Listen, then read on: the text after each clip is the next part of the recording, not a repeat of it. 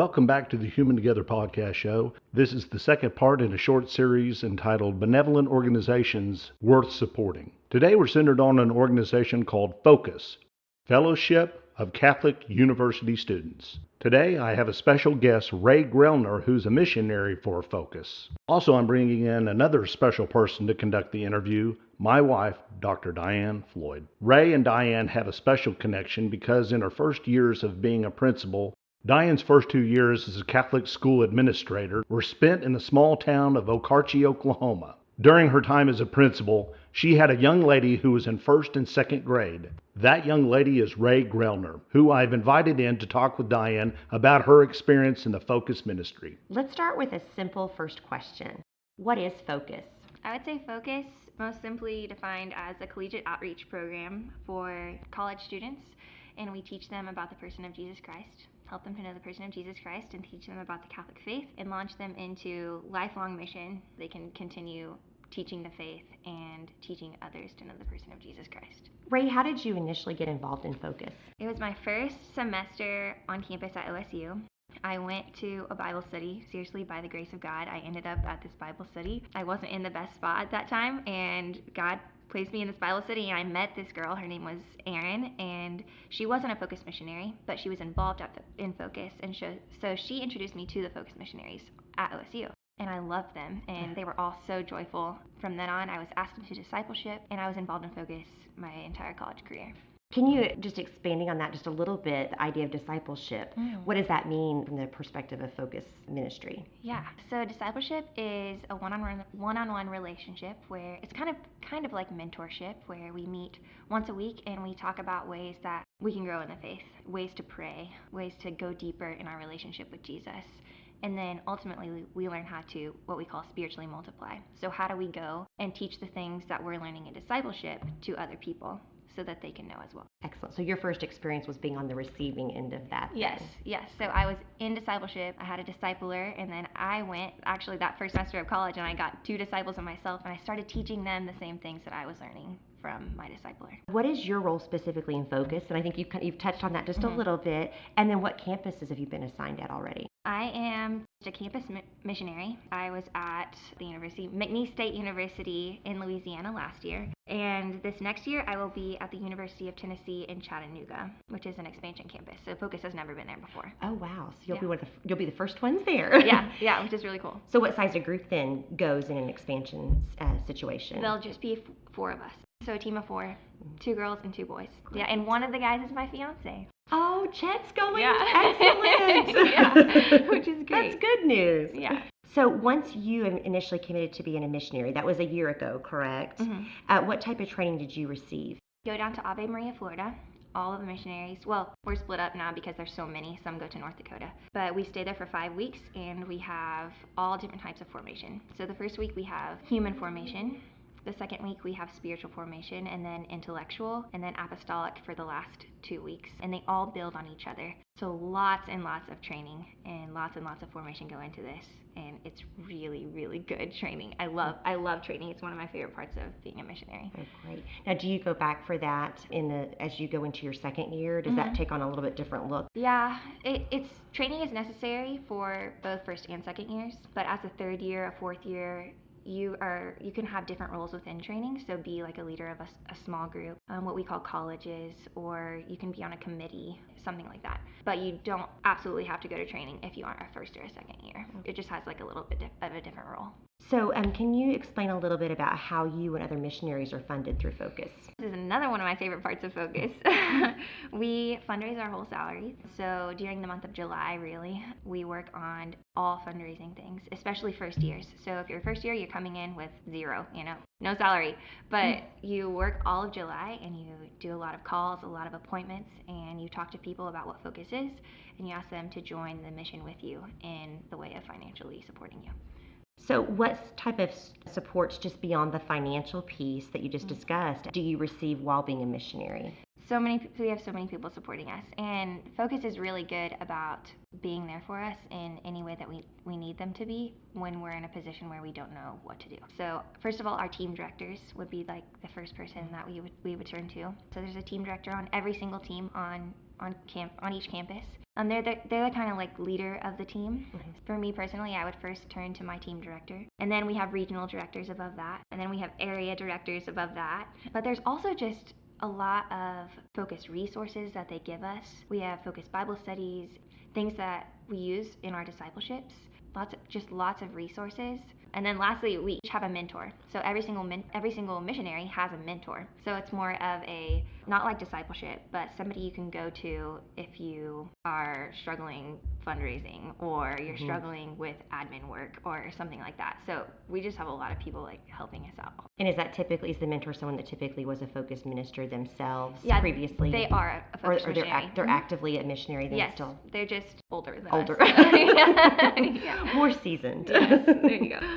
Take me through a day in the life of a focused missionary. Essentially, what do you do on a daily basis? First, we wake up, and my team last year, we prayed every day at 8 a.m.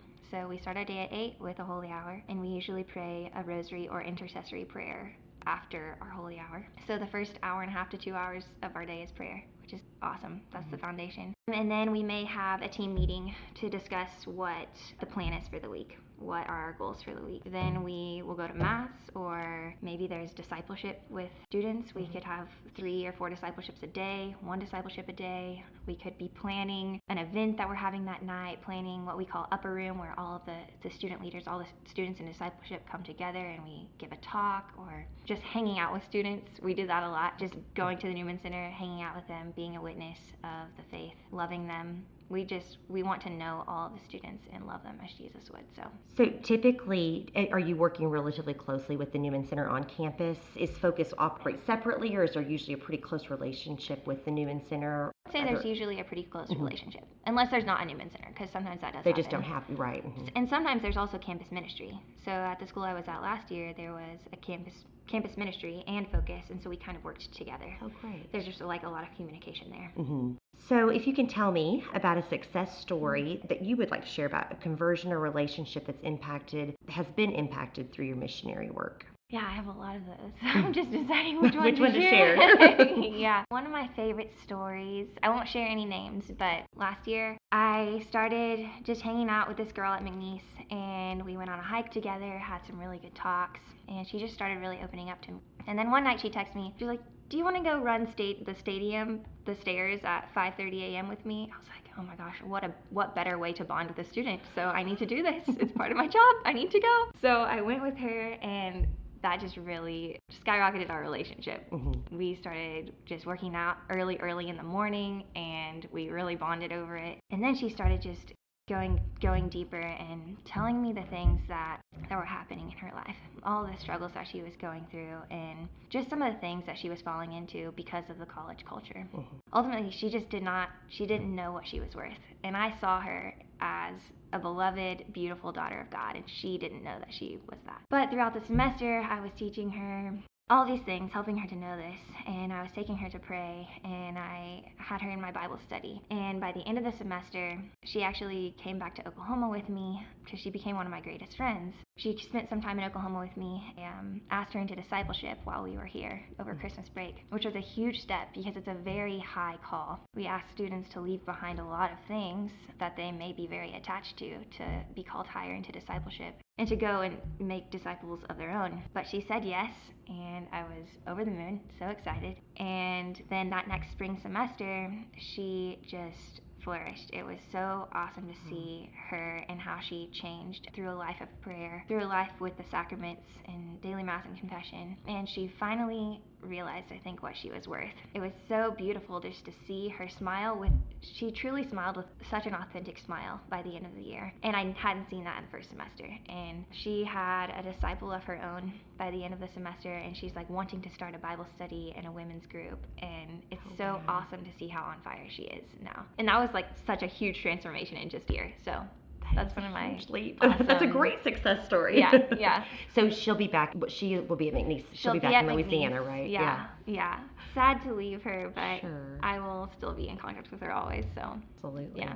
That's great. Mm-hmm. What are ways that individuals or groups can support your missionary work? First and foremost, through prayer.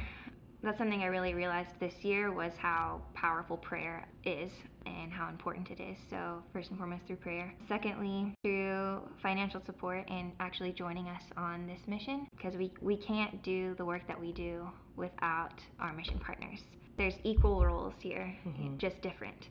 So mission partners cannot be on campus, but we have missionaries have the time, but mission partners have the resources, and you need both to go on campus. Really through prayer and support, and just going to make disciples of your own, because that's our ultimate goal, is to make disciples of all nations. So where can people go to find out more about Focus, or to donate, or just get some general information about the organization? www.focus.org. It's great. It has all the questions there. There's a button to donate or to give. Lots of information, lots of success stories. It's a great website. Yeah, they do. They've got a lot of resources Yeah. there. So then lastly, thinking ahead into the future, what is your career path, and how do you think Focus has shaped the direction of your future occupation? It's definitely made me think a lot more about what I want to do.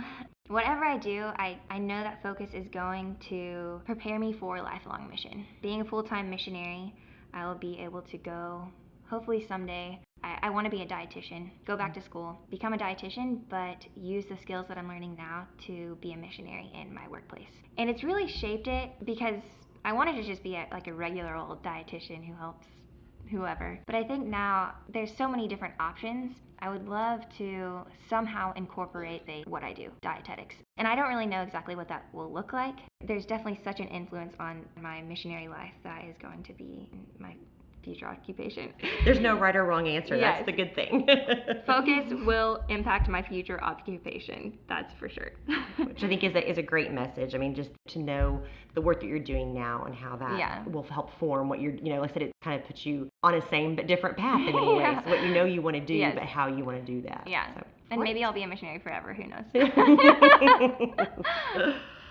Rae is doing some outstanding missionary work, and I continue to support her and pray for her in her efforts. On the faith.org website, there are some startling facts. Chief amongst those are that 80% of people who leave the Catholic Church do so by the age of 23. This statistic points to the ministry work done on campuses all across the United States. The work that Rae and other missionaries perform across the United States are not just limited to the Catholic faith. Other university campus ministries, such as the American Baptist Campus Ministry, Chi Alpha Campus Ministries of the Assemblies of God, World Union of Jewish Students, and the Muslim Students Association, are all spiritual efforts working on college campuses to help young people become human together.